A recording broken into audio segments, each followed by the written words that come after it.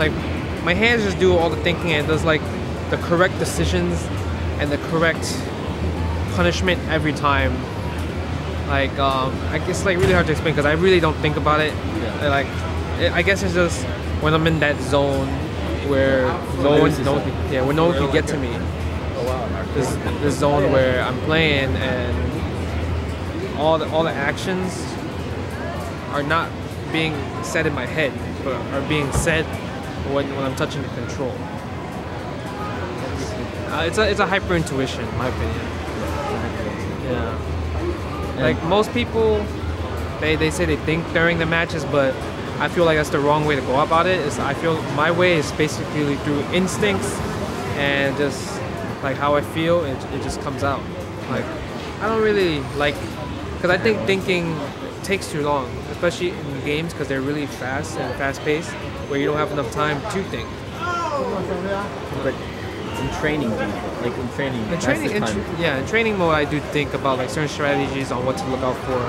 But then once I find out a new strategy, it's registered in my hands, so I don't have to really worry about it in the future.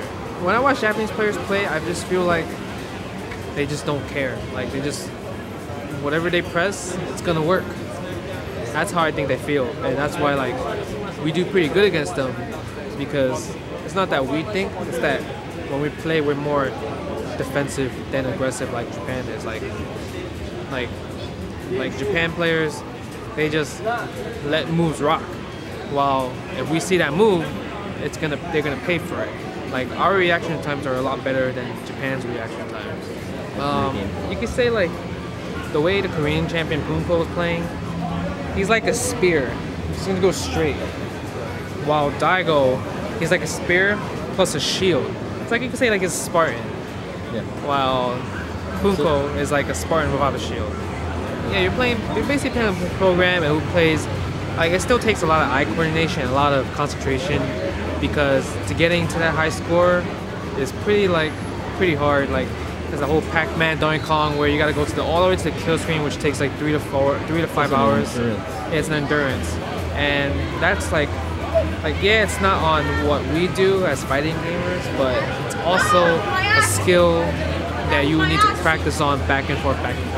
Like how we practice combos, that they practice endurance.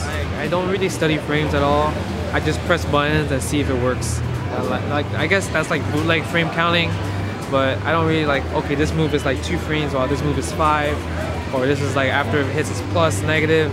I don't really like doing all that type of stuff, because I think knowing that information is great and all, but I really think it conflicts with your gameplay, because it will just take more time out of your mind because you're thinking too much. While if you just know which button beats what and which button has more priority overall, it's a lot easier to manage. I talked to some Japanese players, but it's kind of hard because their English is not that great and my Japanese is not that great. So it's more of like, I sort of understand you, but not really. You know, it's not really tricks, because like I have a lot of like, I guess I'm busy, especially since the whole Street Fighter 4 thing. I do a lot of promotions with like companies like Evil Controller, Gamer Noob, and I also have like I do lessons for Street Fighter 4, do like Xbox Live, PlayStation Network, and I also got to make sure like Triforce and the Empire Arcade Company is also working well, and I also have to make sure like my website's doing well, and I also have a personal life with my girlfriend, so it's really hard for me to attend to these like sessions, whatnot, because it's practical, because like I have to wake up so early in the morning and then go to sleep early at night, while these guys, their sessions are at night to all the way to the morning, and I can't really afford to do that. Like I can afford to do it when tournament season calms down, but like the whole month of April, God damn, you still interviewing this guy? Like the whole month of April, I've never been in New York. Like I just been California, Atlanta, Texas, Northern California. So it's like I've been going everywhere, and I'm barely like, dude, I'll teach you the tricks in that time. Yeah, my girlfriend was just getting mad at me because I barely see her. Sum it up. It's not like, oh, this is what you do. It's not like that. Yeah, but like but I do, when I'm online, my friends from New York IMU, and I tell them, oh, you know, this, you could do this, you could do that. And it's really hard for me to tell them what they need to improve because I haven't seen their gameplay.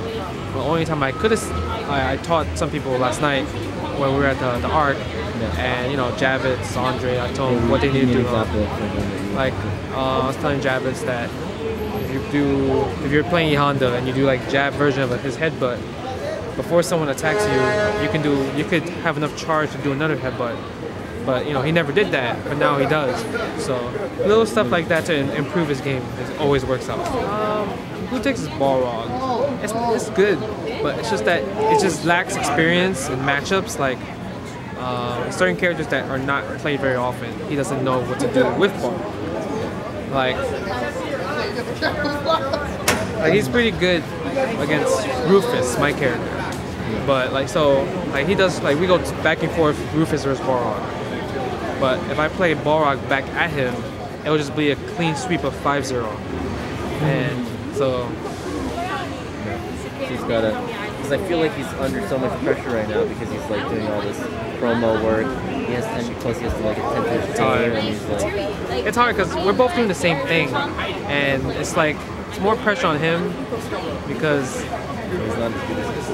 yeah, like he's good, but it's just that he needs to understand that okay, yeah, all this promo work is good, but in order to make it succeed, you should concentrate on the game more than your promo work. Game comes first, then promo work comes second. Old school players are basically, they're around the arcade scene, while the new school players, they're more the console players now. So that's basically the main difference. I think I'm like middle school because I came in the middle of the arcade area of OG, and I'm also a console. I love consoles, so I'm kind of like on both sides. Even though there's no such thing as middle school, I guess you could say current generation.